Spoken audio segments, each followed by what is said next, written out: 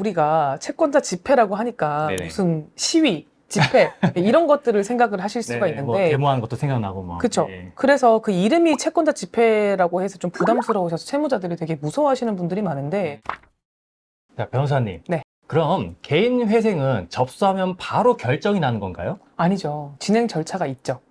개인회생을 저희가 접수를 하면 네. 법원에서 그 신청서를 검토를 하고요. 추가적으로 필요한 서류에 대해서 보정 권고라는 거를 내리는데요. 네네. 보정 권고라는 말도 되게 어려우시죠? 예, 뭘 수정한다는 이야기 같은데. 네. 말 그대로 보완하고 수정한다라는 뜻이에요. 우리가 낸 신청서에 대해서 조금 더 보완을 하고 조금 더 수정을 해라라는 네네. 이제 뜻인데요. 보정 권고는 한 번에 끝날 수도 있고 또는 법원이 질문이 많으면 두 번, 세 번 물어볼 수도 있어요. 그러니까 그 보정이 완료가 되면 회생위원이 이제 다 봤다. 이거 개인회생 개시해도 된다. 네. 라고 생각을 하면 이제 법원에 보고서를 올리게 되고요. 네네네. 판사님이 판단에 따라서 문제가 없다라고 판단을 하시면 이제 개시 결정이 나오게 되는데요. 개시 결정이 나오게 되면 채무자는 법원에 한 번 출석을 해야 되고요. 여기에까지 문제가 없으면은 참석일 기준으로 보통 한두 달 안에 인가 결정이라는 게 나오게 됩니다. 법원에 출석을 꼭 해야 되는 거죠? 출석을 안 하면 인가 네. 결정이 안 나옵니다.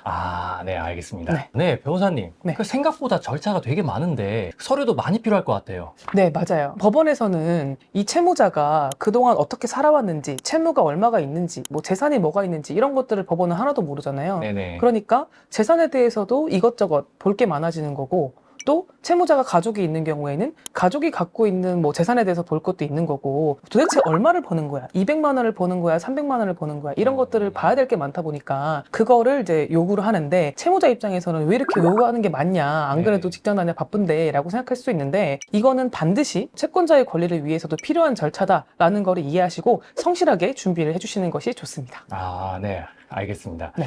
그럼 개시 결정 다음에 인가 결정이 나온다고 되어 있거든요. 네. 그러면 개시 결정과 인가 결정이 서로 다른 건가요? 절차적으로는 다른 게 맞는데요. 네. 개시 결정은 이제 개인회생을 쉽게 말하면 시작한다라는 의미로 보시면 되고 네네. 아까 제가 설명드렸던 그 보정 권고에 따라서 보정서를 다 제출하게 되면은 채무자랑 법원이 조율하는 그 변제금이라는 게 확정이 되게 되는데 채무자는 정확한 변제금 그리고 변제 기간 그리고 그 변제금을 어디에 입금할지에 대한 가상 계좌를 법원으로부터 부여를 받게 되는데요. 네네. 그거를 다 개시 결정 때 받게 되고요. 저희가 채무자들한테 개시 결정이 나오게 되면 이제 축하드립니다. 개시 결정 났어요라고 이제 안내를 드리는데 네네. 그 이유가 뭐냐면 개시 결정이 났다라고 하면 사실상 거의 95% 이 사람의 이제 개인회생은 통과가 된 거예요. 그래서 아까 이제 동아 씨가 출석 안 하면 어떻게 돼요? 이랬잖아요. 네네네. 출석 안 하면 인가가 안 납니다라고 말씀을 드렸는데 그것처럼 출석을 하지 않는 그 5%의 채무자가 있기 때문에 제가 95%다 이제 이렇게 네네. 말씀을 드린 거고 그러면은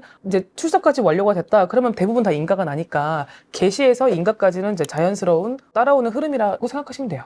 이거 법원에서 나오라고 할 때 꼭 출석하는 게 중요하겠네요. 그쵸. 네. 그럼 보통 개시 결정까지는 시간이 얼마나 소요될까요? 원칙적으로는 법원 개인회생 기준에 따르면 네. 1개월 내에 개시를 하도록 되어 있는데 이거 알고 있는 분들이 거의 없어요. 왜냐면은 1개월 내에 개시가 나는 사건들이 거의 없거든요. 한 90% 이상은 3개월 이상 걸린다고 보시면 돼요.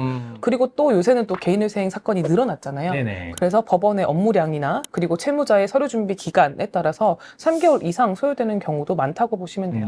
그래서 이제 적체가 많이 되어 있는 법원의 경우에는 6개월에서 길게는 1년까지도 걸리고 있습니다.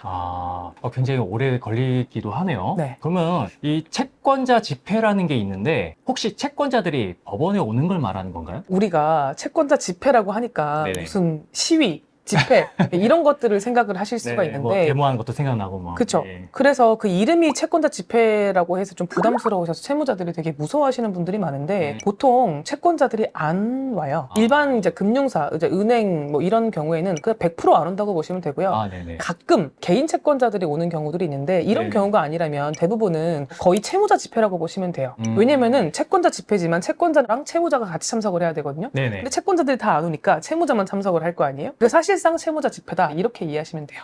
저는 뭐 채무자 집회라고 해가지고 무슨 집에다가 이렇게 드라마에서 많이 나오잖아요. 빨간 딱지 붙이고 약간 그런 거 생각하고 있었는데 네. 좀 생각과는 다르네요. 그냥 출석 절차다 이렇게 이해하시면 될 것 같아요. 예. 그러면 아까도 했던 질문이지만 이 법원에 꼭 참석을 해야 되는 건가요? 판사님이 질문을 던지거나 그렇게 하지 않을까요? 네, 그래서 채무자들이 좀 긴장을 하시는 것 같은데 참석은 무조건 필수고요.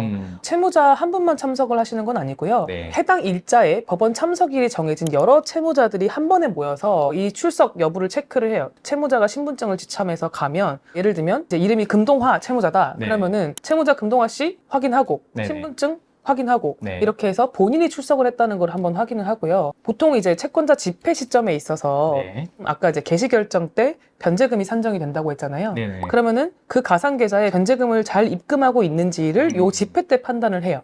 그래서 요게 문제가 없으면은 이제 이 사람은 그냥 인가가 나는 거고, 만약에 이분이 3개월치를 내야 되는데 한 달치를 밀린 거예요. 그러면 이거 한 달치 내세요. 그래야 인가가 내려옵니다.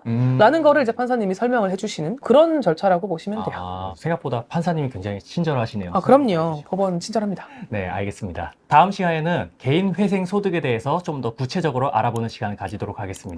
영상 시청해주셔서 감사합니다.